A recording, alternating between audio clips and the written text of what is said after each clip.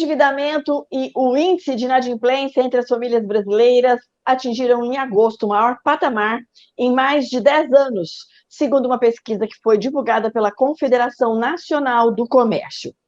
O percentual das famílias com dívidas em todo o país chegou a 67,5%.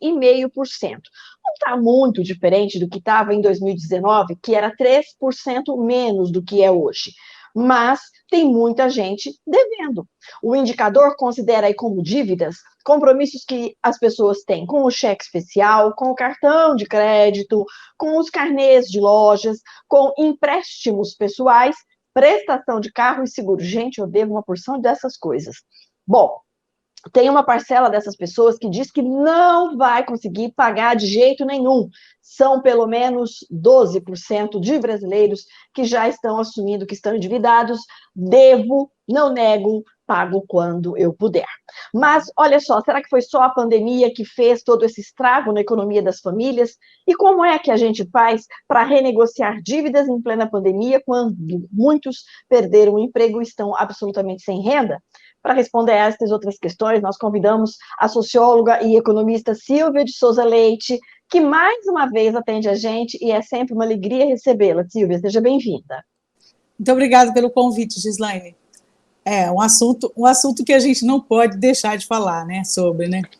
Infelizmente, Silvia, porque muitas pessoas estão vivendo com aquele auxílio emergencial. É verdade. Então, se elas têm dívidas, e têm, como que elas vão conseguir renegociar as dívidas nesse cenário que nós estamos hoje, com pouquíssimas ou nenhuma perspectiva de futuro? Bom, vamos por partes, né? Vamos tentar entender o contexto para a gente depois focar só nessa questão do endividamento, né? Olha, o Brasil vem tendo graves problemas na economia já faz tempo, tá? Faz muito tempo, desde o governo Dilma todo, desde o primeiro governo Dilma, depois parte do segundo governo da Dilma, depois o Temer, né, que tentou fazer algumas coisas.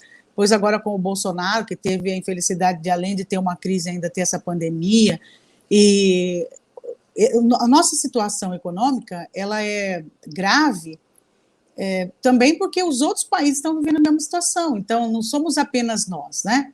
O mundo todo está vivendo essa situação, e os nossos parceiros comerciais, né, os nossos parceiros, né, nossos importadores, muitos estão reduzindo as importações, tá? Então, isso vem reduzindo aí, não é, as exportações brasileiras, apesar de que nós estamos muito bem na questão das commodities, né, na exportação de commodities, o Brasil vem exportando bastante, mas ainda não é suficiente para que a gente tenha um bom PIB, tá? Para que esse PIB ele melhore a renda per capita do brasileiro. Então, o mundo inteiro está vivendo esse problema, e esse problema tem um reflexo grande na economia brasileira, tá certo? Então, essa é uma situação.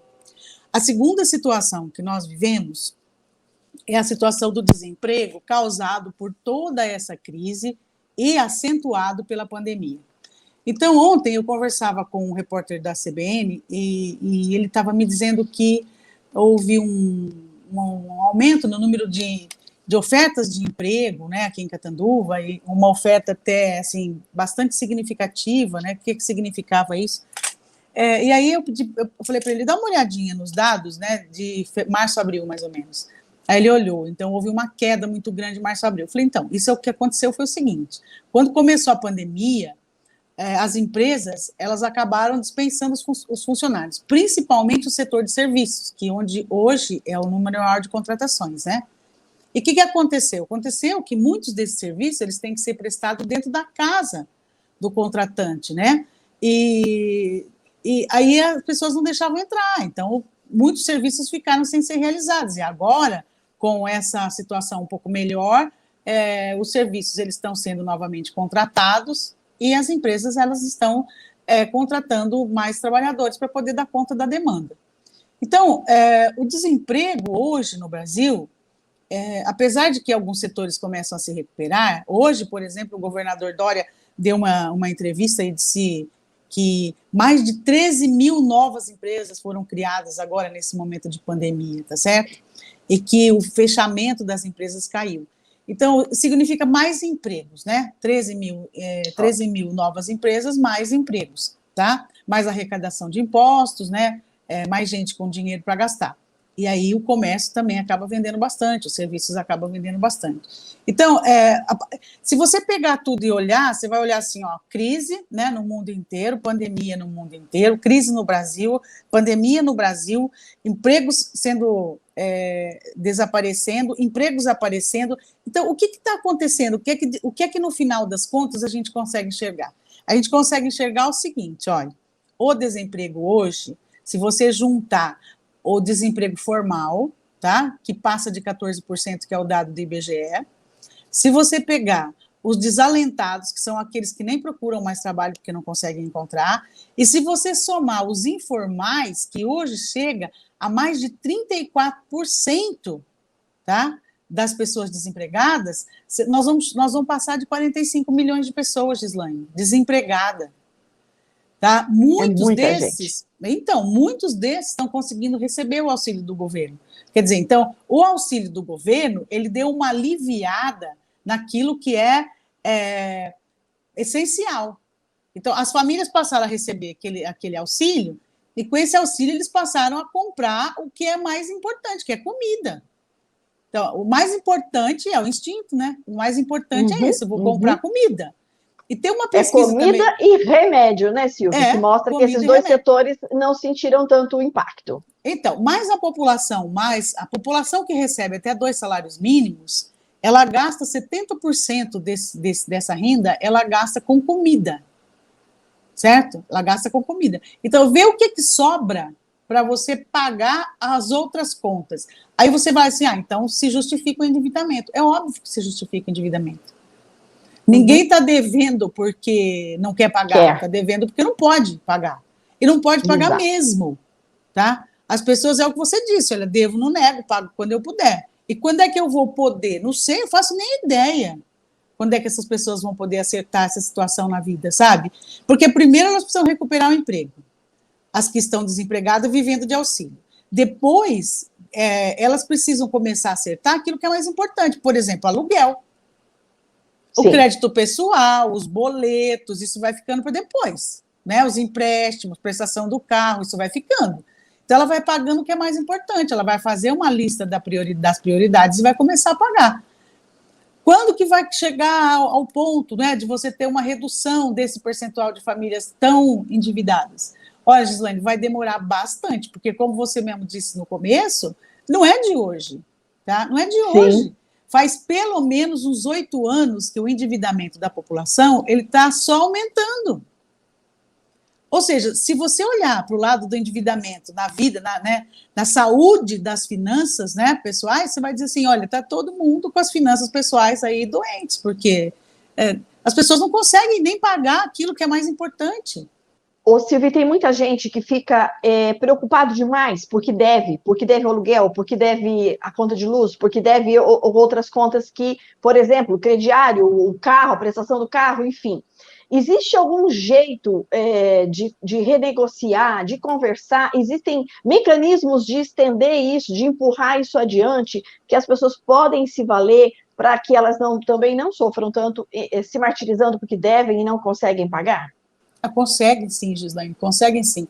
Porque, assim, ó, recentemente eu vi uma proposta do Serasa, né, que é uma outra situação. Eu vi uma proposta do Serasa em que as pessoas que deviam até R$1.000 conseguiriam acertar essas dívidas pagando R$100. Tá? Eu vi isso. Então, é uma oportunidade, né? É uma oportunidade da pessoa ir lá, porque às vezes ela está devendo R$200, ela não tem R$200 para pagar. E ainda existem pessoas que dizem assim, gente, mas não tem 200, mas não tem gente que não tem R$10, tá? E outra, se ela tivesse R$200, ela ia comprar o gás que está acabando, ela ia comprar a comida que está faltando, sabe? Então, pagar a dívida, Gislaine, é a última coisa que as famílias vão fazer, elas vão comprar aquilo que é mais importante no momento. Agora, renegociar é sempre uma boa prática. Como? Se você tem vontade de pagar e você tem alguma coisa assim, que tem alguma parte da sua renda que você pode disponibilizar, você tem que conversar. Mas eu vou conversar no banco. Você vai no banco conversar, se não der para o banco. Então, você vai lá no banco e diz, olha, eu tenho uma prestação que eu não consigo pagar, eu tenho um crédito pessoal, não estou conseguindo pagar, Não tem um jeito de renegociar isso? Sempre tem, tá? Sempre tem. Por quê? Porque o seu devedor, ele certamente está ganhando bastante, tá? Com a sua dívida, ele está ganhando bastante. Se você pagar o credor, né? O credor. O credor, isso, desculpa, perdão. O seu credor, ele tá ganhando bastante com a sua dívida. Se você for lá e conversar, ele tem margem para poder dar desconto para você, certo? E às vezes ele recupera um mínimo e esse mínimo já é suficiente para ele.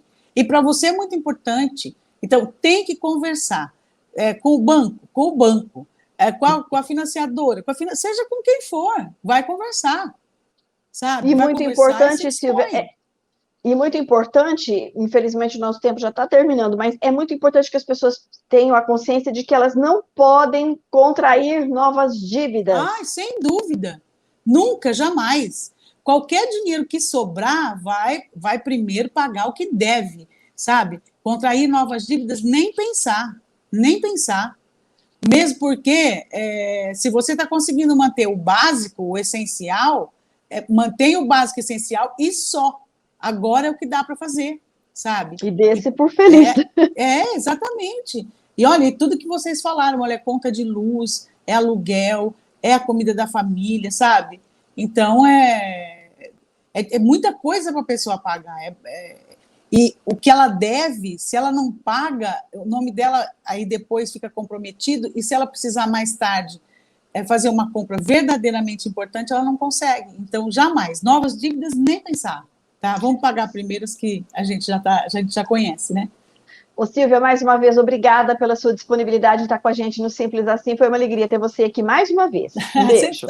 Estou sempre às ordens. Um beijo para vocês todos. E olha, um bom restinho de ano para todo mundo, tá bom? Se Deus quiser. Tá, tchau.